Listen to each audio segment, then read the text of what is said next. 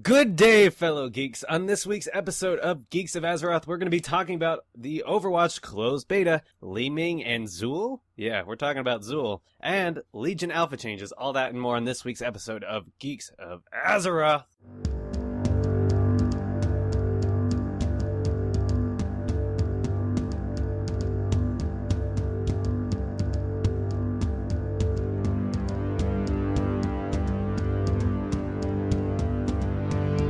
By geeks. About geeks. For geeks. Welcome to Geeks of Azeroth! Hello, welcome to the show. My name's Tarley, and with me, as always, we've got Big Voodoo and Cartoon Head. I mean, Britzza. Oh my god, I look so different. How's it going, everybody? How has it's been 2 weeks since the show. How has been the last 2 weeks? I can't believe in Azeroth or other such places. I can't believe it's been 2 weeks. It just seems to have flown by. But time does fly. It does fly. It does fly. We should clip its wings. I'll go first. I've been doing fine. Admittedly, not as much game as I'd like because of work. Unfortunately, that thing that my life is chained to. But I think a lot of us can relate. Yeah, that's kind of a universal problem that sometimes. But otherwise, things have been pretty light. Been trying to get back into Hearthstone, depending on how you want to pronounce it. Tomato. And also because I didn't finish what's the latest expansion? I've gone a bit dead in the brain. Explorers League? No, not even Explorers. League of Explorers. I think it was the Molten Core one. I didn't even finish that one, so I've really needed to catch up with that. But otherwise, just pretty quiet and just watching a lot of esports. What about you, Big Voodoo? What have you been up to the last couple of weeks?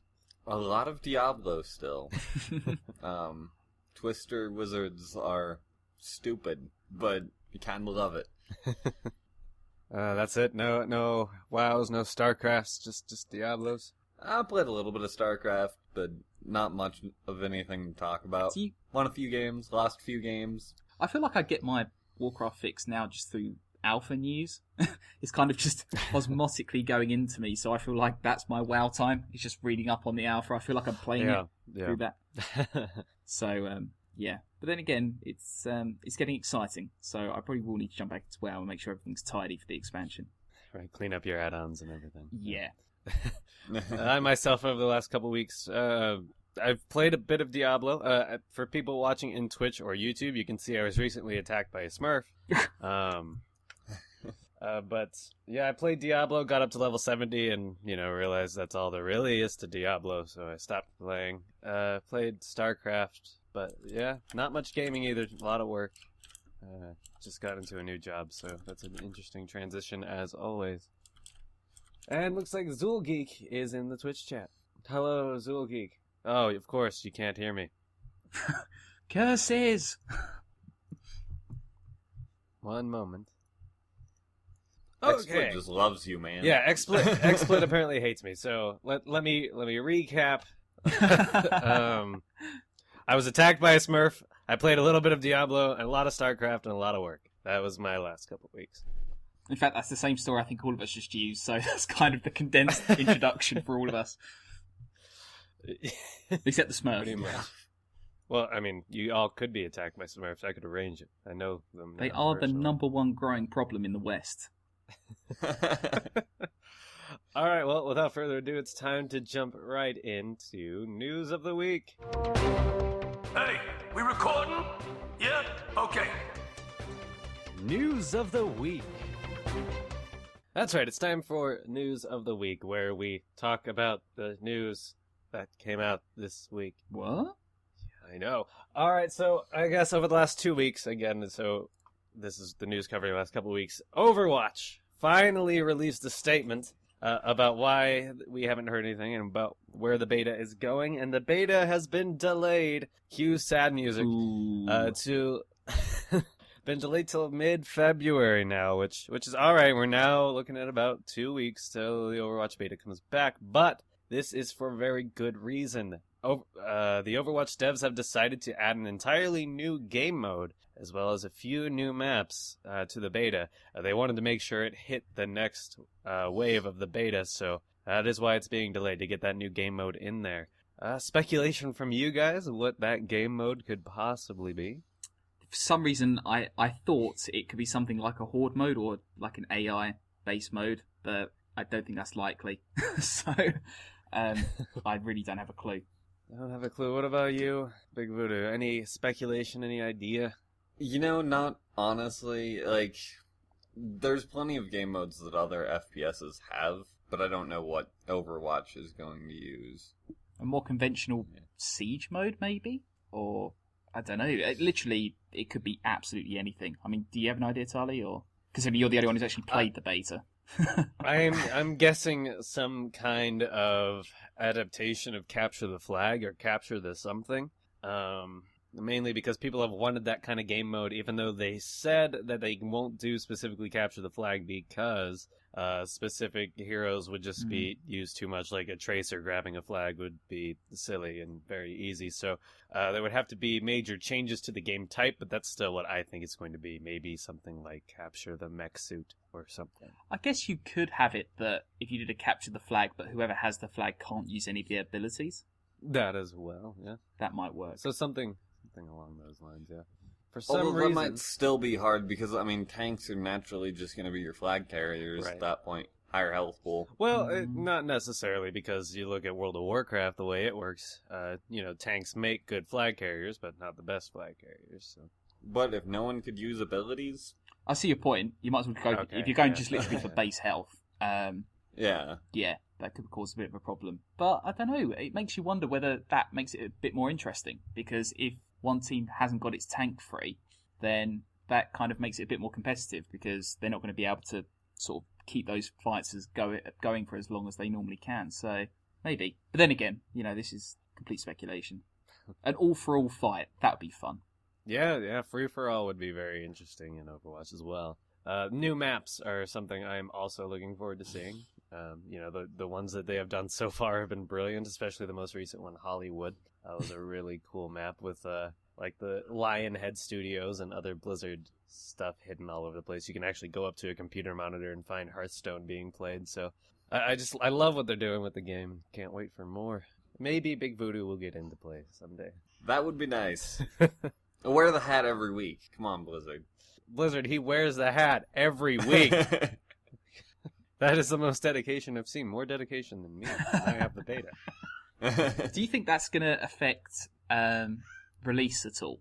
Trying to get the beta being pushed back? Yeah. Possibly, but they never actually set a specific release date in the first place, so I mean, I guess it's hard to say it's affected it when we never know when it's actually coming out in the first place. That's true. And is this a more open one, or are they still restricting it? No, they're keeping it still very low numbered players. There's been some speculation that they might do like a week of open beta before it comes out, but that's all speculation at this point. And whether or not there'll be a beta on consoles has yet to be discussed either, but it would make sense that they would do that. What form would that take? Would that take the form of a live beta or like a sort of demo? I would assume like a pre-release beta, like other games have done in the past. Like pre-order the game on console, you get access to the beta. Probably more of an early access than an actual beta. A bit like how they did sort of Halo 5 multiplayer. Yeah, yeah. Cool. So, just at any point in the show, if I if I disconnect or lose audio or something, my computer's running at 100% CPU usage. So, not sure what's going on there, but just to let you know, my computer might explode. It's when it starts showing 101% that you know the numbers are gonna just go crazy. Yeah. All right, so moving on to the next bit, and Zool chimes in and says he's sitting over here with access to the beta but no computer. So that's got that. I think that's a bit worse than your situation, Big Voodoo. Zool has access but can't use it. That sucks. So Zool, if you want to make everybody happy, just give Big Voodoo your account information, and then there you go. And then the banhammer sweeps in. Oh, that sucks. Right, so... That really sucks. It really really does. So next, we're going to be talking about 2 new heroes being introduced to not to the Diablo franchise, though that would be cool. 2 new heroes being introduced to Heroes of the Storm. Big Voodoo and Britzza, both of you play that much more than I do, so if you guys want to take it away, talk about the new heroes. Do you want to start, Big Voodoo? Or should I? Well, you said you're not terribly familiar with Zool, right? I haven't looked too much into Zool, admittedly. I think Li Ming has jumped on my attention just because she seems to be, I don't know, I guess going straight into it. So we've got Li Ming and Zool, who are the the wizard, and the necromancer from Diablo being introduced into Heroes of the Storm. And at the moment, there's been a lot of talk about the abilities and where they sort of fit into the larger meta game. So, Li Ming, you're probably a bit more familiar than I am, Big Voodoo, with some of her secret tricks. So, Li Ming, the biggest thing is, like, she's super high damage output, and then on top of that, she's got a lot of... So, she's a very ability-based hero, short cooldowns naturally, but her passive is what makes her very, very strong. Because it resets all of her cooldowns, including her heroic ability. The downside to her is she's very squishy, but there's a lot of sustained talents that they have, at least right now in the PTR for her. For example, whenever you teleport, you gain, like, a shield worth 25% of your max life. The biggest thing that I've noticed is Blizzard seemed to kind of kill their design philosophy for heroes, because she seems to be a very, like, not a team-focused hero, but a very single-player-focused hero. See, I'm not so sure. I mean, I totally agree with you. Like, her abilities are so damage output heavy. I mean, a lot of them are, particularly the Arcane Orb. It's just simply a single orb projectile that's fired, and the longer it travels, or the further it travels, I should say, the more damage it causes to enemies near the target, and obviously the target itself. And it seems to me like that would really work on a lane push, because obviously you get lots of heroes bunching up behind gates and behind towers. So if you time it right and you get some good freezes in there, and you can sort of play about with other meta tactics, I'm sure she could fit in great. Potentially as an alternative to Kalthas. But I see what you mean. I think she's kind of, in some ways, she's not quite 100% sure in any one role. Yeah. Well, like, my biggest thing with her is that, like, personally, I love the hero design, but when Blizzard first announced it in a interview with a Razer journalist, I do believe, Dustin Browder, who's like the top dog on Heroes, pretty much said, we made this hero as one that could potentially carry a team if there was someone really good, piloting them. And that's entirely new to Heroes. Do you think, because I'm looking at some of the other abilities, and obviously teleport's there, and disintegrate's there. And I do wonder whether some of these abilities, obviously Disintegrate, like Diablo ability, is, single energy wave. It goes through enemies and hits multiple ones, and it's channeled. It makes me wonder whether the mindset you need for Li Ming might push you to, maybe go a little bit beyond your comfort zone. What I'm trying to say is I think that some players might get drawn in to feeling like they can put out more damage than what they actually can, and think they can just sort of teleport away and get out quick. But again, I think this is basically going to be a very high skill character without you getting absolutely sledgehammered in the first couple of rounds. Yeah, I would agree with that, definitely. I think it's going to be definitely a hero that, when you first start playing her, it's going to be terrible for everyone involved. But after you get good, it's just going to be stupid what you can do with them. Because people are already developing little tricks. For example, Arcane Orb, where you have to essentially be further away from them than what your auto attack is. Players have found out already that if you teleport back and then shoot it, it hits the max range at that point. From your auto attack? So, yeah, oh, wow. So you are auto attacking, teleport back, throw your Arcane Orb, and it's max range already. Okay, that's awesome. That's a good little trick. Yeah. I don't know. There's going to be a lot of learning with that character, I think.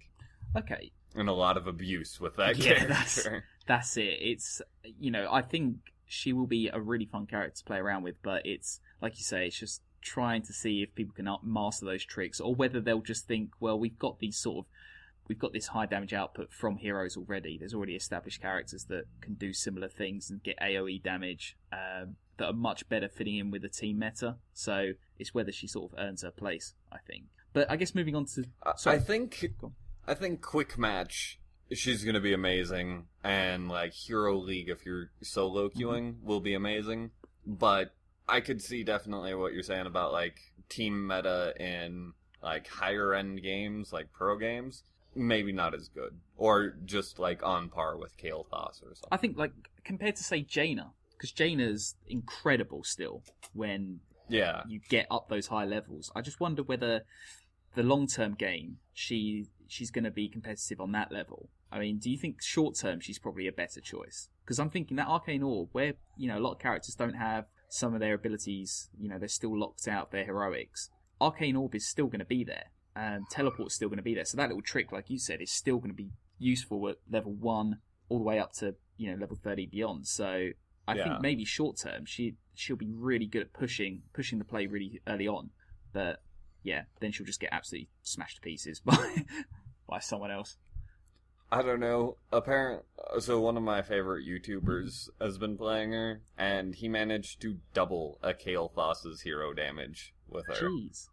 And you can know almost nothing about heroes, and you know how ridiculous that is. That's crazy. It is crazy. I guess moving on to Zul then. Yes, Zul. Well, we have Zul in the chat room, so Zul can help fill us in a little bit. Yeah, so Zul has made it into the game somehow. Thankfully. That's why he hasn't been on the show, is because he's been working with Blizzard to get himself put in to Heroes of the Storm. He's also changed rather dramatically for the game itself. Yeah, he looks very different. Kept the changed the beard to a bit of a goatee, but otherwise almost there. But in terms of the Necromancer, I haven't looked too closely, so I'm not totally familiar. But Big Voodoo, you?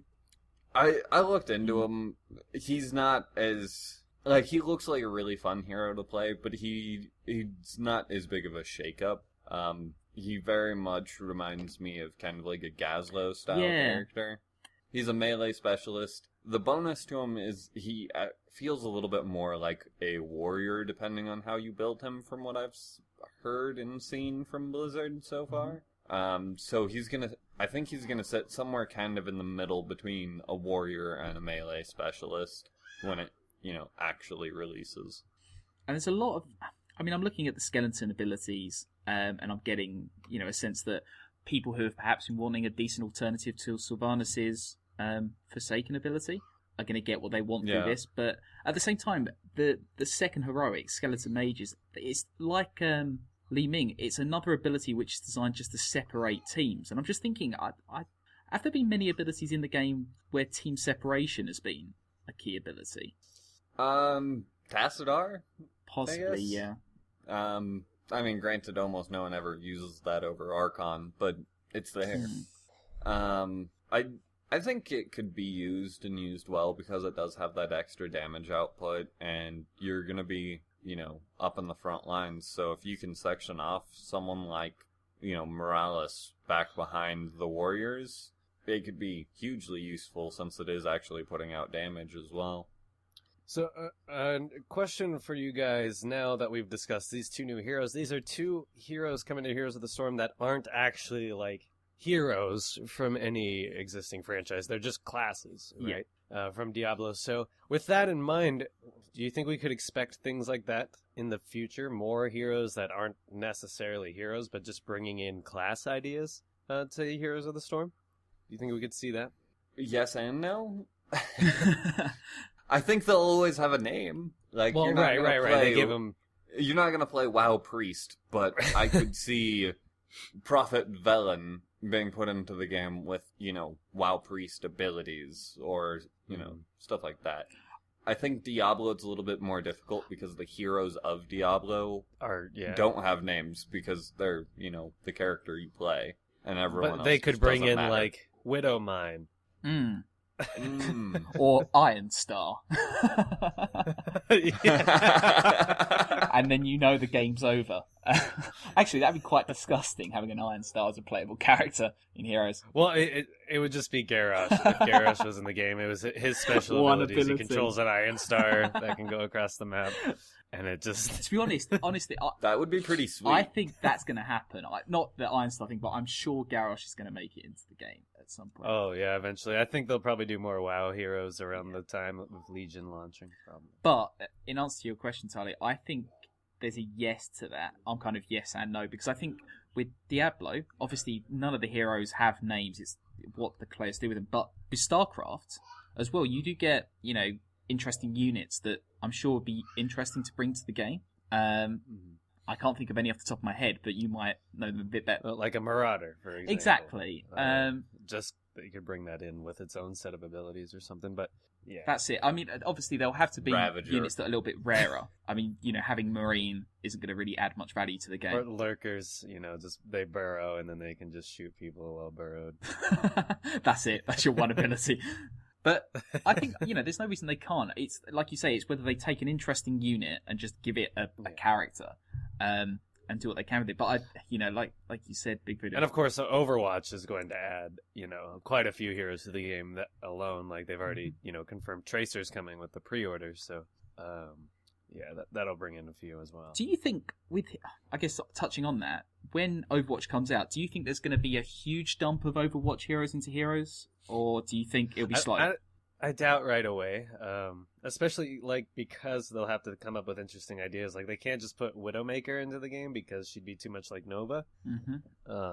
So they'll have to think of interesting ways to actually implement Overwatch heroes to begin with.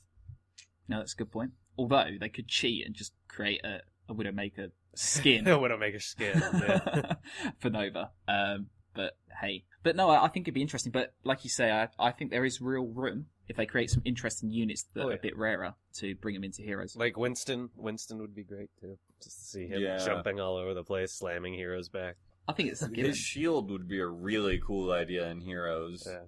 An AoE shield that your team could hop into. Mm-hmm. I'd be down for that. I think that would be a really great idea for Heroes of the Storm. I like the idea of him berserking in Heroes of the Storm, where he can literally leap to different locations in the map, and then he knocks back anybody he does melee damage to. And why not? Because Illidan has proven that that works in the meta. So, you literally just have to take Illidan's ability and apply it to Winston.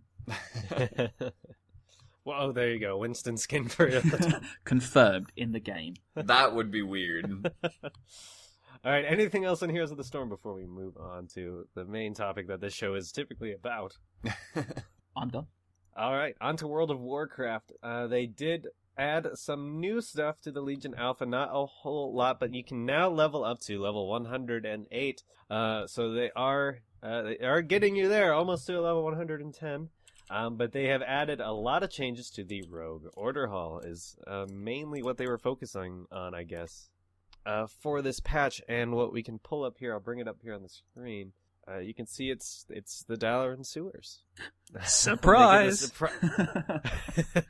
They get a private little back entrance that takes them down, and they have so much gold. They have statues of Mogu. The rogues have been doing a lot of work, I guess, over the last few expansions. And this is to show what you sneaky little rogues have been up to. It's pretty cool. I think it overall captures the feeling of rogue, but I don't play rogue as a main, so I hear there are still people upset about the fact that it's in the sewers. I don't think it's the safest place to leave it, because they've got this secret base under Dalaran, and Dalaran's now entering the most dangerous part in Azeroth, so now their gold could quite literally be taken from them at a moment's notice. Well, at least they have the Death Knights Order Hall floating right next to them, so they can feel safe. Operation Human Shield. But, have you guys done a lot of looking into the Order Halls? I mean, like any of them, this one is just packed with NPCs and very detailed, which is, even though it's the Dalaran sewers, it's a lot more detailed than the Dalaran sewers were back when Dalaran was relevant. Definitely. I think we had an idea of how this was going to look. I mean, there's been so much...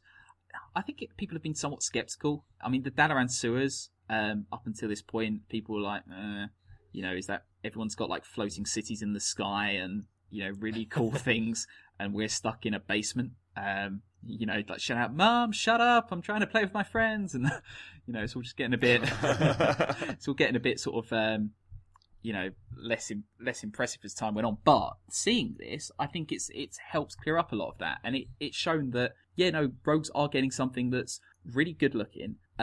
Actually is kind of cool, and like you say, in the way that they've got like loads of treasure under there, and they've got lots of really cool looking NPCs, but also it really does look like the theme. And at the end of the day, these things are supposed to be thematic, and you're not supposed to spend your whole time in them. You're supposed to spend a little bit of time in them, fingers crossed.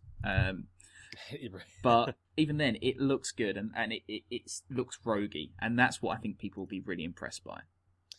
Now, other things that we can see that have been put into this patch, in the Monk Order Hall, they actually did a pretty decent little nod to the Double Agent. If you ever heard of the Double Agent, he's a character who never left the Wandering Isle. He leveled a monk up to level 100, or a shaman, a Pandaren shaman, up to level 100 without leaving the Isle. He spent his entire time just farming materials or minerals or something. It was herbs, He requires more minerals. All through herbs. And yeah, he managed to level up that way. So when you go to the Monk Order Hall, I'll put it up on the screen, you can now, there's an NPC, the Venerable? Not Venerable. A shaman. And he wanders around and mines all day.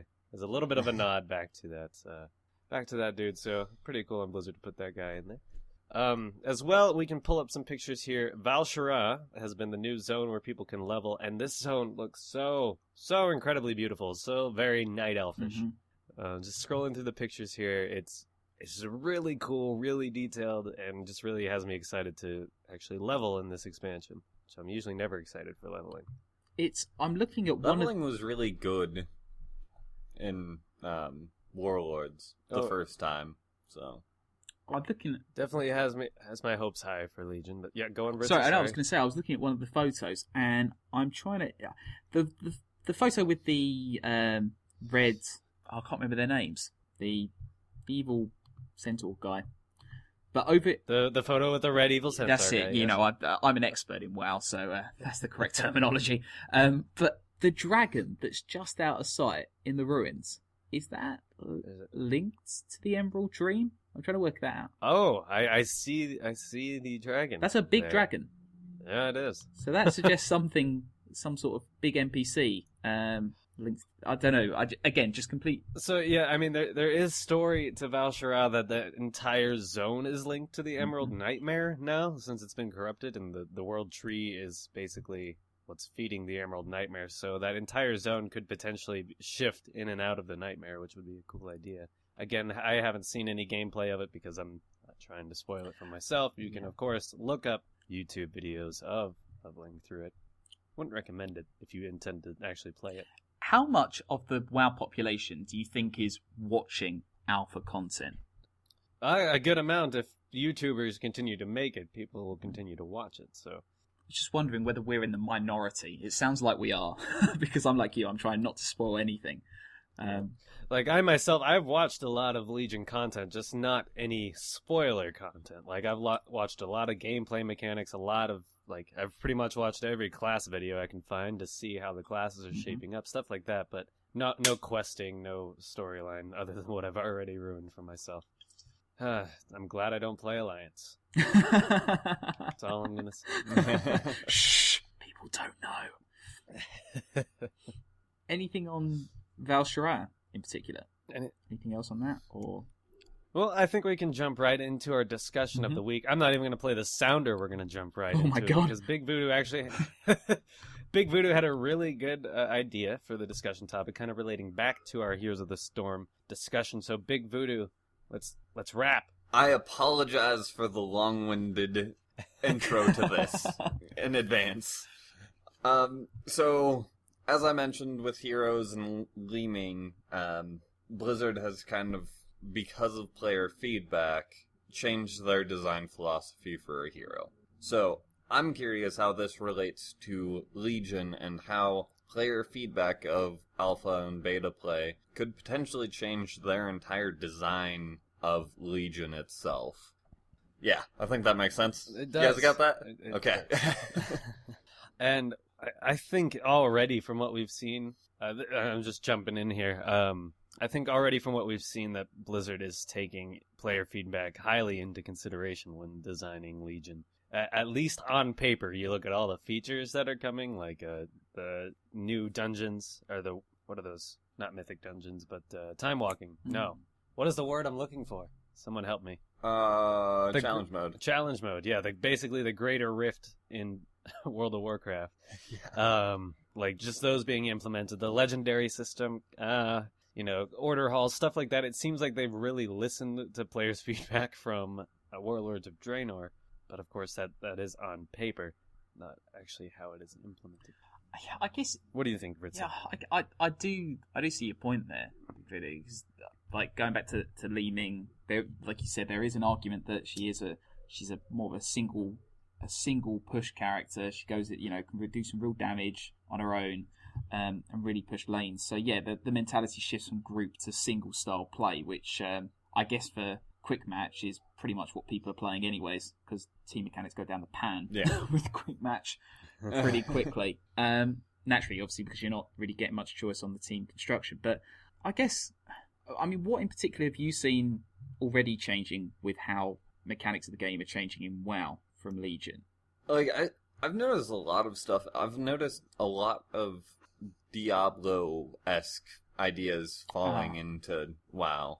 Honestly, more than anything. And I think a lot of this is due to player feedback, whether it be, the adventure mode that's Diablo 3 adventure mode, or at least that's what it seems like. The legendaries are Diablo 3 legendaries. Like, there's so many of these theories that seem to be just straight over translating to WoW, and I think mostly because players have been asking for them. Maybe not the legendaries so much, but adventure mode. We want more content. Challenge modes, like Tarley already brought up. We want more content at late game that we don't need, 20 people to do.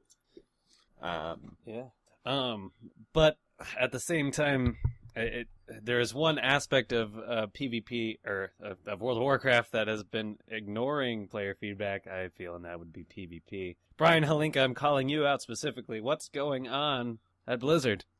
Like, not that the Call of Duty system is bad that they're introducing to Legion, but I don't remember anybody ever asking for it either. People want maps, new battlegrounds, new stuff like that, and we're not getting anything. So I guess on the reverse side, Blizzard might just be saying, "Oh, you PvPers don't know what you're talking about. We know what's best for you." Like pulling up their dad pants and just going on with their day. But it's a good question. That's why I'm struggling to think about it, because there's so many different things to consider. But I guess WoW is at this stage, and I know I'm bringing up the age card, but it's so old now that. The game has changed so much since vanilla, and I think there's a real pressure on Blizz devs to think, well, what game do we want to make? Especially when they're seeing, like you said, Big Voodoo, real attractive elements in their other games. Like, people love adventure modes from Diablo. People really are talking lots about some of the mechanics that are coming out of Heroes of the Storm, and I bet they're thinking, right, should we just copy and paste them into WoW? But at the same time, then that just robs the other games of their kind of uniqueness. So where I've seen some real changes is where they try to, in dungeons and raids, there's that endless struggle between DPS output and damage mitigation for tanks. And they constantly keep trying to reevaluate whether they want tanks to have more damage mitigation skills, or just to throw more heroism and time warps in, just to try and boost, just hope the tanks don't die. And the problem is there's so many arguments. Like, tanks are screaming for damage mitigation, DPS is screaming, I just want more numbers, give me more numbers. And I don't think they have a clear idea of where they want to go with it. So I guess that's my response is, do you think that there's just too many people shouting too many different things that they've just gone, right, we'll just go with what we want instead?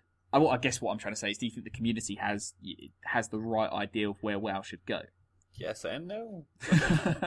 There are some people with some really terrible ideas out there. Not that is us, true. though. Yeah, Right. Yeah, we're the smart We ones. are 100% consistent with our ideas, including Wrath of the Murlocs. Well, I don't know. I mean, I think with an MMO, Blizzard needs to understand that their player base should be their most important source of feedback. Like, their most, like, where they should get their ideas from should be their player base. Like, if there's an overwhelming want for something, Blizzard should definitely pay attention to it, kind of a thing. Okay, throwing a sort of mini question in, what change in mechanics do we think need to happen in Legion that we probably aren't seeing already, or might not have seen already? That we're not seeing Yeah. already? Well, it's hard to evaluate at all, but post-launch support. We need post-launch content and a good amount of it. That's what I think would help Legion a lot. Is patches, raids, whatever, dungeons. Dungeons. Yeah. That would be the biggest thing. Yeah. Something that affects both the casual and the not casual player. 'Cause, like, go back and watch, like, our month worth of podcasts after Warlords launched. We all loved it. Like, Warlords was great when it first came out. We were just all about that, you know, talking about it, playing it constantly. We were playing it while doing the podcast because we didn't want to stop playing it. So, you know, I'm sure Legion will have that same effect. It's whether it can keep that up over the life of the expansion to where now none of us are actually even actively playing the game, and we're a WoW podcast, so... What about you, Big Voodoo? I would agree. Like, support overall is probably the biggest change they could make. I'd like to see a more active gameplay, I guess. And the Demon Hunter seems like it's kind of going that way. The Monk was definitely a step towards that, in my opinion. Mm-hmm. But I don't know. I like how good you are with a class not being derived directly from what gear you have, and how good you are at, you know, doing 1, 2, 3, 4, 6, 1, 2, 3, 4, 6. I don't want a normal rotation. I want active choices to make the difference in how the character plays, personally. Well said. I'm struggling to think how I'd follow that Karen up. and StarCraft. I know. I was just thinking that was very well phrased, Big Voodoo. That made a lot of sense. I would love to see that as well. I'm trying to think of something, and I'm failing. I don't know. I guess I guess I'm ringing the content bell again. I think time walking raids need to happen sooner. Mm-hmm. There's so much content, and I'm going to ring the old bell that I always ring, which is there are a lot of games that Blizzard makes and many other games make where they continue to make old content relevant. And I know listeners have chimed in about this, and I think last week as well, people were talking about it with us. It's just, if they can do more to make old content relevant again, and constantly make it relevant, not just like relevant for one expansion, but you can go anywhere and do something and it adds value, then that'd be great. Yeah, even if they just extend their, like what they're doing, the adventure mode quest, endgame quest style, if they could extend that to cover the entirety of old content, that would be fantastic. I will. Except Warlords, I don't want to go back there. I mean, I'd love to see, like, at the end of the expansion, like, there's the big finale, and all the separate classes have to go to separate zones in the world, or in Azeroth, or maybe even, like, Old Outland, maybe, or something like that. I don't know, but across the whole World of Warcraft, if characters had to go to separate zones to get engaged in their own little class, I'm going to have the final battle and save Azeroth here. Class raids, yeah, kind of that sort of thing. Although I That think would it be might struggle for anyone terrifying. other than druids and shaman and various other. I think demon hunters might struggle a bit without any healing. Death Knights would be fine. Yeah, you just don't be all tanks anyways. Nerf the DKs, please, Blizzard. But yeah, no, I just want to see more. I want to feel like the world is mine to explore again, because I think that's something that. I'm not going to talk about it though. I was going to say that's something that hasn't existed since vanilla, naturally, but that's a different discussion. But otherwise, I think Blizzard should just wipe everybody's accounts, and then everybody has to start from scratch, and it takes at least 3 months to get from level 1 to 110. Maybe I quit. I quit. I was going to say maybe they should have like an Anchorage launch event again for Legion, where if we don't succeed in opening the portal in 40 days, then we all get reset. Well, really, I just hope that they funnel every player through the same starting zone, just like they did with Warlords. It worked out so well that everybody gave up on trying to play, and then I was able to level smoothly once everyone else gave up and went to bed. So let's just hope that happens again. All right, well, I think that wraps up that discussion topic, unless anyone has anything else to say about Legion. Big Voodoo, you look confused. I want a 40-man class raid now. Because that just Did sounds Molten terrible. Core teach you nothing? I can just see it now, though. Molten Core 40 was rogues like, all trying to do something. They could stealth past everything and just go right from boss to boss. Listen, What? No. this is going to be one of those 40-man like rogue raid. post.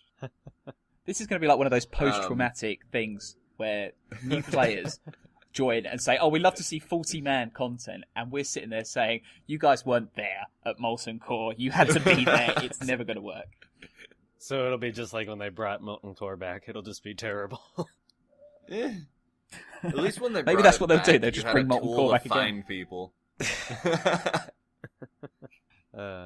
All right, well, I think that wraps up this episode of Geeks of Azeroth, unless anybody has any shout-outs for the Heroes Call.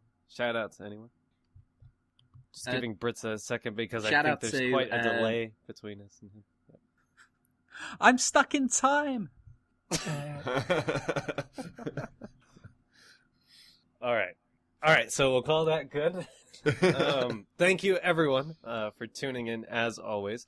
You can check us out on iTunes, Stitcher, YouTube, and Twitch. You can always check us out on Twitter at Geeks of Azeroth. You can find me personally at Tarley_pause. And you can find our long-lost compadre, who is now finally joining the roster of Heroes of the Storm. You can find him at Zulgeek. And, Britzza, where can we find you? You can find me at Britzza_EG. And I'll do my shout-outs after the show, so listen to the end. And Voodoo, of course, let's hear your elite speak again. At B1GV00D00. Big Voodoo in elite speak. And of course, you can always contact the show with your questions, fan mail, wondering how to get hair as fabulous as mine. Send all of that to geeksofazerotheg@gmail.com. And remember to check out www.epicgeeks.co.uk for all the content we produce. There's going to be a Let's Play featuring me and Big Voodoo hitting the YouTubes probably later today, featuring me being terrible at horror games. So definitely check that out. Otherwise, we'll see you all next week. This podcast is part of the Epic Geeks Network. To find out more about our other gaming podcasts, head to epicgeeks.co.uk.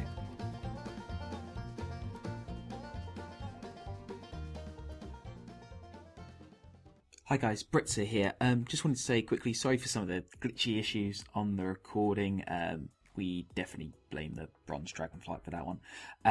And sorry this episode's a little bit later than usual. I can't blame the Bronze Dragonflight for that, but I can say that work's just been absolutely manic lately, so hopefully you guys feel you haven't been waiting too long. But yeah, again, sorry for that. I just wanted to get some quick shout-outs because, as you may notice, we've been doing a lot more on the Twitter feed, and we're going to be doing a lot more on other channels and whatnots.